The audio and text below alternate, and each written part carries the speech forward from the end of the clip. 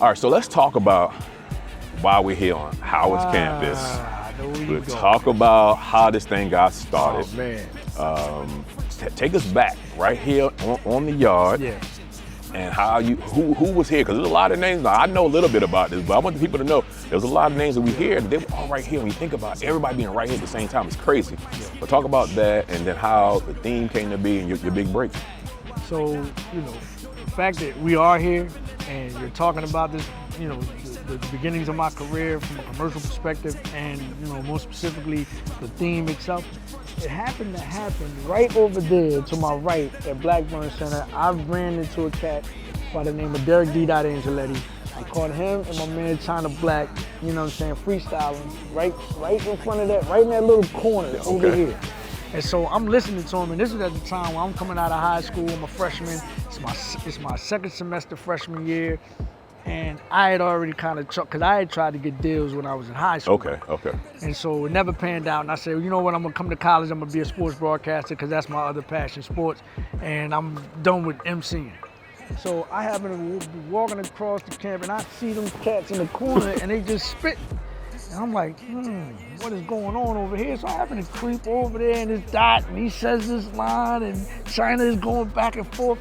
And immediately, you know, when you're of the culture, it never leaves you. Right. You can try to tuck it away. You can try to, you know what I mean, pretend like you don't love it no more. But all you got to do is get that inspiration and that one spark, and that was the spark. And so that developed into a relationship, a friendship, you know, a brotherhood, you know what I'm saying, that is still going to this day. He's still my mentor, but he is the one that introduced me, or not introduced me, because I knew Mark Pitts. Mark Pitts also went to Howard. Wow. And me and Mark actually came in the same class together.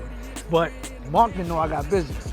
But D-Dot, over the years, you know what I'm saying, you know, we had developed that type of relationship where we were making records together, rhyming and all this other stuff. And he told Mark, look, you know, I know you got your label going. I know you coming up from under Puff now. Puff also went to Howard. Right. And Mark was an understudy of Puff. And he was managing Big at the same time. And because of that situation, he parlayed that into a situation at Universal Records.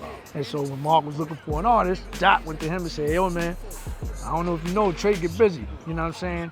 And so the moment that happened, you know, I sent him a couple, you know, joints. You know, they fell in love with it. We signed a deal. And Dot, along with another cat by the name of Ron Lawrence, who made up the Mystery System. Ron Lawrence went here as well, and he did records with Herbie Lovebug before even, you know what I'm saying?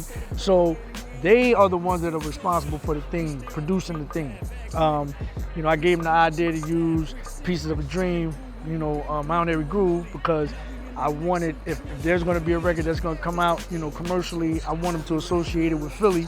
And, you know, Pieces of a Dream is a Philly, you know, Philly group. You know what I'm saying? So they took that, they flipped it, they added some other stuff, you know what I'm saying? And then, you know, the final product is, and everywhere that my crew go, you know, we get down.